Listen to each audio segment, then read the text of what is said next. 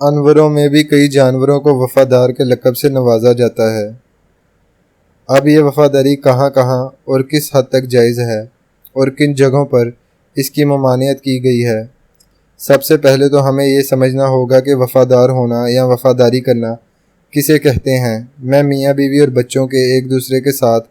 وفاداری نبھانے کا ذکر کیا، بے شک یہ صحیح ہے، لیکن قرآن اور حدیث میں یہ بھی کہا گیا ہے کہ اگر آپ کے اپنے سگے ماں باپ کوئی ایسا کام کرنے کا کہیں جو اللہ تعالیٰ اور اس کے حبیب کریم صلی اللہ علیہ وآلہ وسلم کے نزدیک اور شریعت کے منافی ہو تو ان کا حکم ماننے یعنی وفاداری کرنے کی قطعی گنجائش نہیں ہے۔ اس بات سے یہ بات واضح ہو گئی کہ وفاداری بھی شریعت کی پابندی کے ساتھ جائز ہے۔ پاکستان کے مفتی اعظم اور مفتی اہل سنت جناب مفتی مجیب الرحمان دامت برکاتہم العالیہ نے اپنے ایک کالم میں وفاداری کو اپنے مخصوص انداز میں قرآن مجید کی آیت کا حوالہ دیتے ہوئے بڑی خوبصورتی کے ساتھ بیان کیا ہے۔ آپ فرماتے ہیں کہ دین اسلام اور شریعت میں اطاعت اور وفاداری صرف اللہ تعالیٰ کی ذات اور صلی اللہ علیہ وآلہ وسلم کی ذات تک غیر مشروط طور پر لازم ہے، کیونکہ اللہ رب العزت کی بندگی اور اس کے حکم کی پیروی کے لیے کسی شرط کی کوئی گنجائش نہیں، اس میں کسی قسم کی چوں چراں کرنے کی کوئی گنجائش نہیں۔ اللہ تعالیٰ نے قرآن مجید کی سورۃ النساء کی آیت 59 میں واضح ارشاد فرمایا ہے کہ اے ایمان والو، حکم مانو اللہ کا اور حکم مانو اس کے رسول کا اور ان کا جو تم میں حکومت والے ہیں، اور پھر اگر تم میں سے کوئی جھگڑا اٹھے تو اس کے لیے اللہ اور رسول سے رجوع کرو، اور اگر اللہ اور قیامت پر ایمان رکھتے ہو تو یہ بہتر ہے اور اس کا انجام سب سے اچھا ہے۔ مفتی صاحب کی بیان کردہ باتوں اور قرآن کے آیت کا حوالہ یہ ثابت کرتا ہے کہ دنیا داری میں جہاں بھی وفاداری کا لفظ استعمال ہوگا وہاں اس وفاداری کو شریعت کے ترازو میں تولنا ضروری ہوگا، ورنہ وہ وفاداری غلامی میں تبدیل ہو جائے گی، وفاداری نہیں رہے گی۔ مزید یہ اللہ رب العزت نے واضح طور پر کہہ دیا کہ اللہ اور اس کے رسول صلی اللہ علیہ وآلہ وسلم کی اطاعت و فرما برداری کرو، اور جب کوئی معاملہ درپیش ہو تو انہی سے رجوع کرو اگر قیامت کے دن پر تمہارا ایمان مضبوط ہے، اور ایسے لوگوں کے لیے آخرت میں خوشخبری ہے۔ یہ اللہ تعالیٰ اور اس کے حبیب کریم صلی اللہ علیہ وآلہ وسلم سے وفاداری کی بنیاد ہے۔ اب ہم یہ دیکھتے ہیں کہ دنیاوی وفاداری، جس میں سب سے پہلے وطن سے وفاداری کا ذکر آتا ہے، شریعت میں اس وفاداری کی کیا حیثیت ہے اور شریعت اس معاملے میں کیا کہتی ہے۔ میرے واجب الاحترام پڑھنے والوں، جب کوئی کسی سے محبت کا دعوے دار ہوتا ہے تو پھر وفاداری اس کے لیے ایک لازم و ملزوم شے ہوتی ہے جو دونوں اطراف سے نبھائی جاتی ہے۔ جہاں تک وطن کی بات ہے تو انسان حیوان بھی جہاں رہتا ہے اور روزی روٹی کا اپنا ٹھکانہ بناتا ہے، اس جگہ، اس شہر اور اس وطن سے اسے بھی انسیت ہو جاتی ہے۔ صبح سویرے وہ رزق کی تلاش میں نکلتا ہے اور شام ڈلتے ہی واپس اپنے گھر لوٹتا ہے۔ ان بے عقلوں کو یہ کس نے بتایا کہ ان کی بھی اولاد ہے، گھر ہے؟ یہ اپنے وطن سے محبت اور وفاداری کے سبب ہے۔ اللہ تعالیٰ نے وطن سے وفاداری کو قرآن مجید کی کئی آیتوں میں ذکر کیا ہے۔ جب حضرت موسیٰ علیہ السلام اپنی قوم بنی اسرائیل کو اپنی مقبوضہ سرزمین میں داخل ہونے اور قابض ظالموں سے اپنا وطن آزاد کروانے کا حکم دیتے ہیں، سورۃ المائدہ کی آیت 21 میں ارشاد فرمایا کہ ترجمہ کنز ایمان، اے قوم، اس پاک زمین بیت المقدس میں داخل ہو جاؤ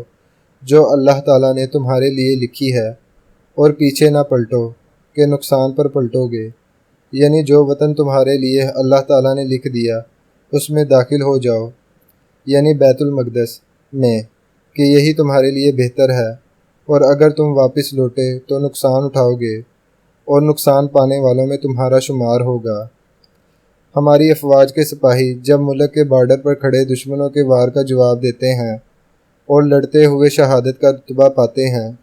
تو یہ ان کا اپنے ملک سے وفاداری کا ایک بہت بڑا کارنامہ کہلایا جاتا ہے۔ اور ان کی اس ملک وفاداری پر قوم اور ان کے گھر والے ہمیشہ فخر کرتے ہیں۔ یہ بھی سچی وفاداری کی ایک نشانی ہے۔ ہم فی زمانہ جس دور میں اپنی یہ زندگی گزار رہے ہیں، یہاں یہ لفظ وفاداری عورت اور مرد کی عشق و محبت کے لیے استعمال ہوتا ہوا نظر آتا ہے۔ مرد عورت کے ساتھ بے وفا ہو یا عورت مرد کے ساتھ، لیکن ان کی شرعی کوئی حیثیت نہیں، بلکہ یہ فاسق و فاجر گناہ گاروں کا کام ہے۔ اس کے برعکس اگر وہ دونوں رشتہ ازدواج میں منسلک ہو کر میاں بیوی کے رشتے میں بندھ جاتے ہیں، اللہ تعالیٰ کے حکم کی پیروی اور صلی اللہ علیہ وآلہ وسلم کی سنت پر عمل پیرا ہو کر،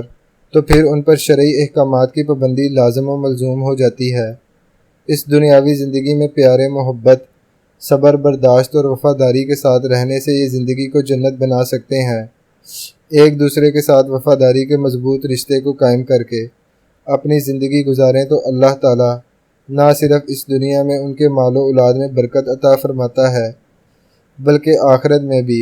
ان کے لیے بڑا اجر و ثواب ہے۔ بچپن، جوانی اور بڑھاپا، اس دنیا میں آنے والے ہر انسان کو ان مراحل سے گزرنا پڑتا ہے، لیکن جب ہم بچپن کے تمام مراحل سے نکل کر جوانی کی دہلیز پر قدم رکھتے ہیں تو ہمیں یہاں تک پہنچانے والے ہمارے اپنے ماں باپ بڑھاپے کی دہلیز پر ہوتے ہیں، اور یہاں ہماری ان کو ضرورت ہوتی ہے، اور یہاں ہماری ان سے وفاداری کا امتحان شروع ہو جاتا ہے۔ ماں باپ سے پیار اور محبت سے پیش آنا بھی اللہ تعالیٰ کے نزدیک وفاداری ہے، اور یہ شرعی حکم میں بھی آتا ہے۔ سرکار صلی اللہ علیہ وآلہ وسلم کا فرمان عالی شان ہے کہ جس نے ماں باپ کو دن میں ایک دفعہ یا صبح ہی صبح محبت سے دیکھا تو اسے اللہ تعالیٰ ایک مقبول حج کا ثواب عطا فرماتا ہے۔ اولاد کا اپنے والدین کی خدمت کرنا، ان سے محبت کرنا، اللہ تعالیٰ کی حکم کی پیروی کرنا حقیقت میں وفاداری کرنا کہلاتا ہے۔ ماں باپ سے وفاداری اللہ رب العزت اور اس کے رسول صلی اللہ علیہ وآلہ وسلم سے وفاداری ہے۔ اس لیے ماں باپ کے ساتھ حسن و سلوک سے پیش آنے میں ہی زندگی کی بقا ہے۔ میرے واجب الاحترام پڑھنے والوں، اپنے وطن سے وفاداری، بیوی بچوں سے وفاداری، ماں باپ سے وفاداری، یہ تمام وفاداریاں اس وقت جائز ہو جاتی ہیں جب ہم اللہ تعالیٰ کی ذات اور اس کے رسول صلی اللہ علیہ وآلہ وسلم سے وفاداری کرتے ہوئے ان کے حکم کی پیروی کریں اور ان پر سختی سے عمل کریں، تو ہمیں یہ معلوم ہوتا ہے کہ وفاداری کہاں کہاں اور کس کس جگہ پر جائز ہے اور کہاں ناجائز ہے۔ اپنی آج کی یہ تحریر میں اپنے اس شعر پر ختم کروں گا کہ کتنے بد نصیب ہیں ہم انسان کہ جو کہ اس دنیا میں جب ذکر ہو وفاداری کا تو کتے کی مثال دیتے ہیں۔